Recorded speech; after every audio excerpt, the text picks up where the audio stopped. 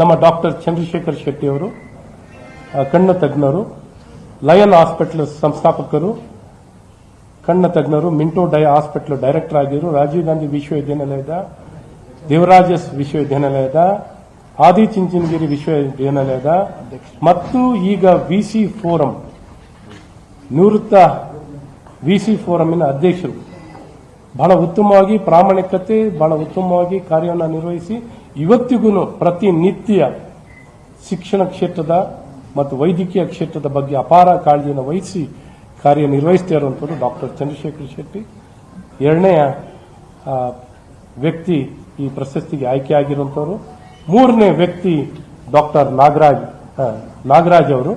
ನಾಗರಾಜ್ ಅವರು ಬೇಸ್ ಸಂಸ್ಥೆಯ ಸಂಸ್ಥಾಪಕರು ಮತ್ತು ಪ್ರಯೋಗ ಅನ್ನುವಂಥ ವಿಜ್ಞಾನ ಕೇಂದ್ರ. ಇದು ಏನು ವಿಶೇಷ ಅಂದ್ರೆ ನೋಡಿ, ಇಡೀ ಅವರ ಜೀವಮಾನದ ಸಂಪಾದನೆಯನ್ನ ನೀವು ನೋಡಬೇಕು, ಹೇಗೆ ಮಾಡಿದರೆ ಒಂದು ಪ್ರಯೋಗ ಅನ್ನುವಂಥ ಸಂಸ್ಥೆನ ನೀವು ನೋಡಿದ್ರೆ, ಒಬ್ಬ ಮನುಷ್ಯ ದೇಶದ ಬಗ್ಗೆ ಕಾಳಜಿ ಇಟ್ಕೊಂಡ್ರೆ ಏನೆಲ್ಲ ಮಾಡ್ಲಿಕ್ಕೆ ಸಾಧ್ಯವಿದೆ,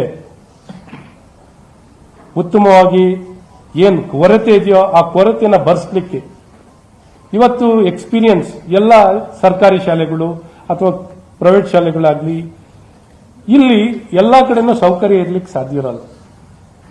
ಹಾಗಾಗಿ ಎಲ್ಲೆಲ್ಲಿ ಸೌಕರ್ಯ ಕೊರತೆ ಇದೆಯೋ ಅಂತ ಎಲ್ಲ ಮಕ್ಕಳಿಗೂ ಆನ್ಲೈನ್ ಅಲ್ಲಿ, ವರ್ಚುವಲ್ ಆಗಿ ಮತ್ತು ಫಿಸಿಕಲ್ ಆಗಿ ಎಕ್ಸ್ಪೆರಿಮೆಂಟ್ ಮಾಡಲಿಕ್ಕೆ ಒಂದು ಸೌಕರ್ಯವನ್ನು ಕಟ್ಟೋ ಮೂಲಕ ಸರ್ಕಾರ ಮಾಡೋ ಕೆಲಸನ ಒಬ್ಬ ವ್ಯಕ್ತಿ ಒಂದು ಸಂಸ್ಥೆಯಾಗಿ ನಿರ್ಮಾಣ ಮಾಡಿ ಯಶಸ್ವಿಯಾಗಿ ಮುಂದೆ ಸಾಗ್ತಿದೆ ಅಂತ ಮಹಾನ್ ವ್ಯಕ್ತಿಗಳನ್ನ ಮತ್ತು ಈ 3 ಜನನ್ನ ಆಯ್ಕೆನ ಮಾಡಿ ಅವರಿಗೆ ಪ್ರಶಸ್ತಿ, ಅಟಲ್ ಪುರಸ್ಕಾರ ಪ್ರಶಸ್ತಿ ಕೊಡುವಂಥದ್ದಾಗುತ್ತೆ. ಸೊ ಈ ರೀತಿ ಅರ್ಥಪೂರ್ಣಕವಾಗಿ ಕಾರ್ಯಕ್ರಮವನ್ನು ಮಾಡುವಂಥದ್ದಾಗುತ್ತೆ. ಶಿಕ್ಷಣ ಅನ್ನುವಂಥದ್ದು ಪ್ರತಿನಿತ್ಯ ಬರೀ ಶೈಕ್ಷಣಿಕವಾಗಿ ಅಕಾಡೆಮಿಷಿಯನ್ಸ್ ಸೇರಿ ಮಾಡುವಂಥದ್ದಲ್ಲ. ಅಕಾಡೆಮಿಷಿಯನ್ಸ್ ಜೊತೆಯಲ್ಲೇ ಸರ್ಕಾರಕ್ಕೆ ಚುನಾಯಿತ ಪ್ರತಿನಿಧಿಗಳಿಗೆ, ಯಾಕೆಂದ್ರೆ ಸಮಾಜದಲ್ಲಿ ಏನೇ ಸುಧಾರಣೆಗಳು ಬರಬೇಕು, ನೀತಿ ಬರಬೇಕು, ಕಾನೂನು ಬರಬೇಕು ಅಂದ್ರೆ ರಾಜಕೀಯ ಚುನಾಯಿತ ಪ್ರತಿನಿಧಿಗಳು, ಸರ್ಕಾರಗಳು ಬಹಳ ದೊಡ್ಡ ಪಾತ್ರ ವಹಿಸುತ್ತೆ.